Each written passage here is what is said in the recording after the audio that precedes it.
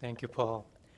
Hey guys. Yeah, so we're going to be talking about dictionary subclassing in Python. If anyone's not familiar with the dunder term, just know that it's just referring to those types of methods whose name is kind of sandwiched in between a pair of double underscores. So if that sounds confusing, just know that that's all that is. This is going to be kind of a lean presentation. It's going to deviate from some of the rules that Colleen just mentioned, so bear with me. There probably will not be time for questions. So you're probably wondering, why would we want to actually subclass dictionaries in Python?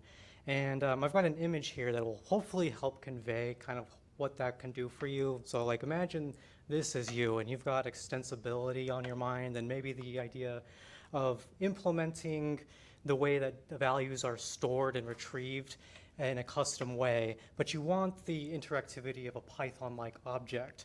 So well, let's get right into it with an example. It's a bit contrived, but there's not a frozen dictionary in Python.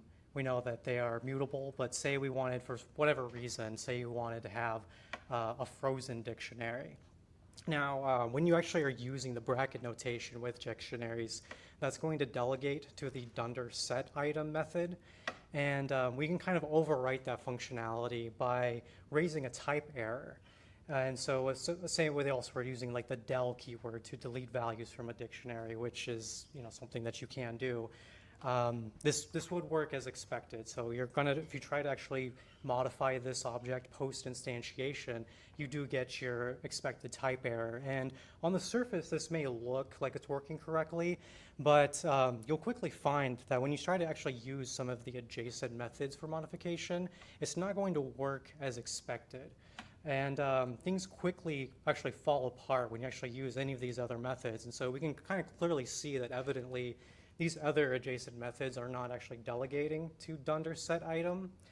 And here in this case also should just mention that this dictionary class, or this subclass rather, is inheriting from just the regular built-in dictionary class that we normally would use. Or rather maybe you would be using the bracket notation, or actually the curly braces to define a dictionary. But either that or the actual dictionary keyword works the same. They evaluate the same thing, and this is one way that we can access the dictionary class and create a class that inherits all the functionality of a dictionary.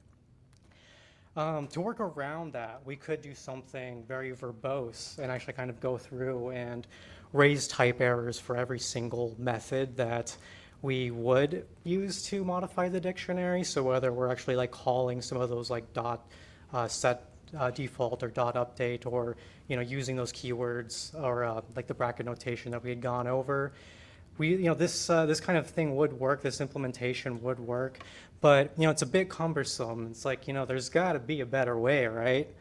And there is, and that's where we would want to look in the collections module at this userdict subclass, or base class rather. And we can see that like right out of the box, it does work as expected. We can define an instance of our subclass that behaves very much like a dictionary. It has the same methods. And at the terminal level, it actually looks and acts it just looks very much like a dictionary, except for its type, as we can see at the bottom line there, evaluates to our custom my dictionary subclass. And oh yes, so before I go a little further there, you might be kind of wondering, how is that actually working then if it's a subclass of that userdict object, but it behaves like a dictionary, but it kind of really isn't? How is that actually working? And the way it is doing this is a little bit opinionated, in the sense that it's going to actually be providing you a .data attribute that is itself actually just a regular built-in dictionary. So really it's just a dictionary within a dictionary. So userdict really is just a wrapper around the built-in dictionary class. And we can kind of further prove this by modifying it directly. So we access the .data dictionary itself. We can kind of see that we have the ability to modify it directly, and just kind of like infer that any type of modification through those keywords or those methods or bracket notation is going to also be delegating to that .data attribute. And so, yeah, like I said, it's just a dictionary within a dictionary, or our class is really just a wrapper around a dictionary. And if we actually look at the source code for this base class, we can see that like that dot update method that we had gone over actually does use the bracket notation, the square brackets, to do the assignment for these key value pairs. And its constructor also delegates to the dot update method. So we can already see just at the source code level there that anytime we're going to be using that dunder set item method, or well, I mean, really just the dot dunder set item method is actually going to be in use by all those other adjacent methods that didn't work as expected when we subclassed from the built-in dictionary type. So we can kind of revisit our example here, and kind of working around the fact that dot update is going to delegate to the dunder set item method. We could actually just kind of access our dot data attribute directly to kind of avoid raising an error on instantiation here in our dunder init constructor method. But of course, that's going to have its own issues. We won't go over that quite yet. As you can see, it actually passes all the tests and works as expected by raising the expected errors when we try to do those modifications. And just a really quick aside, like I had mentioned, this is kind of a contrived example. It's not really something that you would actually want to do. If you really do need a immutable mapping data structure in Python, there is the mapping proxy type, which is in the types module. And it works exactly like our frozen dictionary, except we don't actually have to do anything with it. And it's not technically a dictionary, it's just a mapping proxy, really.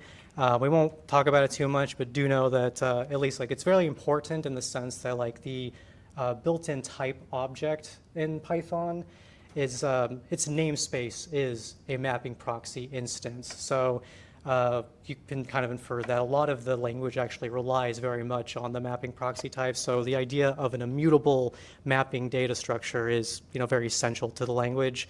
Yeah, we won't talk about that because I don't think there's enough time, but going back to our example, we could kind of say we really were dead set on making this frozen dictionary example work.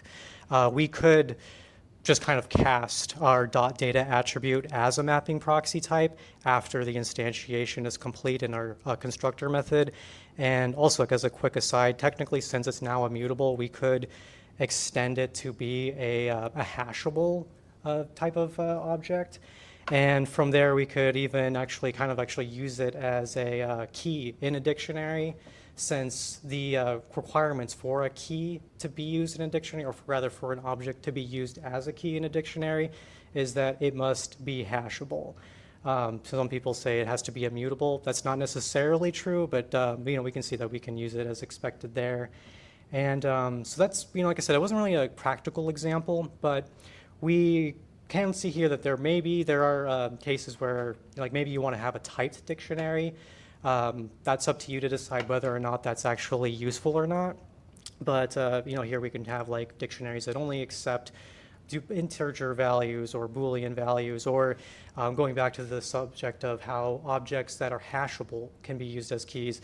Maybe we want to constrain that down to a certain type and kind of avoid being able to use hashable classes as a key, or a tuple as a key, which you can do, but maybe you don't want to allow for that. So this is actually just kind of a quick example. I won't get too in the weeds with this one, but this is a simplified version of what got me originally thinking about this subject in the first place, which was the need for an observable dictionary, which is to say, say we have a sequence of dictionary objects, and we want to kind of kick off this sequential evaluation starting with the object, or the dictionary rather, that we've modified. We can kind of implement something like this where we have this manager that has an evaluate all method that's kind of going to go through and just kind of add some integer values from each given dictionary instance.